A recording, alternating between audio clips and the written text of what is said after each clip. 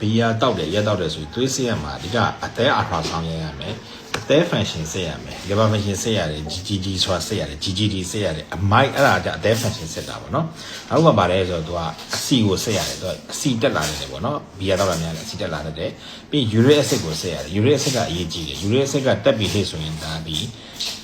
ကောက်ပေါ့ကွာကောက်ခါကြလိုက်6နေနာလာအစ်စ်တွေရောင်လာတယ်ပြီးရင်ကြောက်ကက်ထိနိုင်တယ်ပေါ့နော်ကြောက်ကက် function လဲစစ်တဲ့နဲ့ပြီးရင်စီးဂျိုစင် RBL လေးဖောက်တဲ့နဲ့နောက်စစ်မြတ်လေးရေးပေးမယ်ပေါ့နော်အဓိကတော့ကွာခုနပြောတယ် amylase လို့ခေါ်တယ်တခါကြောက်လေ pancreas ကရောင်တတ်တယ်အစာဒီဘယ်လိုပြောမလို့ကွာဟိုပါပေါ့ဘီယာတောက်ရင်နော်ဟိုအသေးကြီးထိတာမဟုတ်ဘူးနော် ECG လေးဆွဲတယ်တခါလေးနှလုံးတုံတာနဲ့ ECG ဆွဲတဲ့နဲ့နှလုံးလည်းထိတယ် pancreas လည်းထိတယ်ခုနပြောတဲ့အဲ့uric acid ပေါ့ကွာကြောက်ကက်လည်းထိနိုင်တယ်အဲ့တော့အဲ့ဒါတွေစစ်တာအကောင်းဆုံးပဲ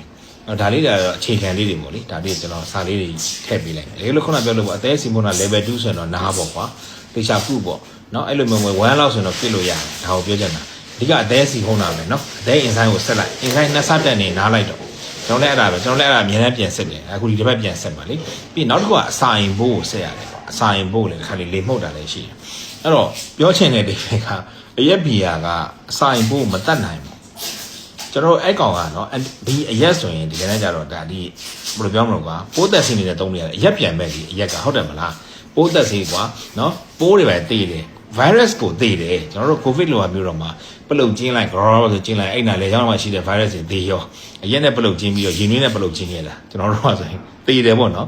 မြန်တေးတယ်ပေါ့နော် virus လို့ကိုကြားတယ်ပေါ့နော်ဒါပေမဲ့ခုနပြောလို့ပေါ့ virus ကိုတော့နိုင်မယ်ခုနပြောတဲ့အစာရင်ထဲမှာရှိတဲ့ပိုးမနိုင်ဘူးရက်က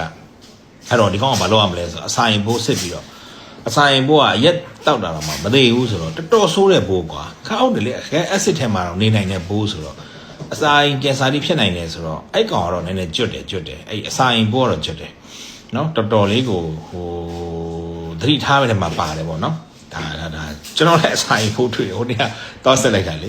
တော့ဆက်လိုက်တဲ့ခါကျကိုအပြင်သားတွေစားနေတာဟိုစားနေရောရှိတာပဲဒါပေမဲ့အမှန်ပဲလို့ပေါ့ဘာလက်ခံမှလည်းမပြောင်းအစာရင်လည်းမပြောင်းတော့ကျွန်တော်ကနောက်ဆုတ်နေအစာရင်ပိုးတဲ့စီ2ပတ်လောက်တော့မှာဆိုတော့အရက်ဘီယာနဲ့ချားရမှာဆိုတော့ဒီနေ့မှပြန်စတော့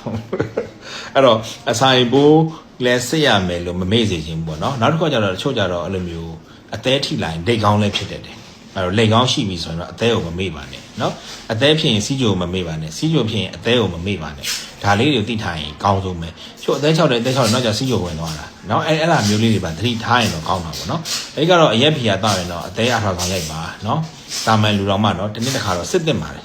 ကိုဒါကိုဆက်ဆက်မြဲမြဲတောက်နေပေါ့လေနော်ဒါလေးတွေကိုဒါကျွန်တော်ပြပြတယ်စစ်မှန်လေးကိုအကျမ်းမြင့်စာလေးရေးထားပေးလိုက်မယ်နော်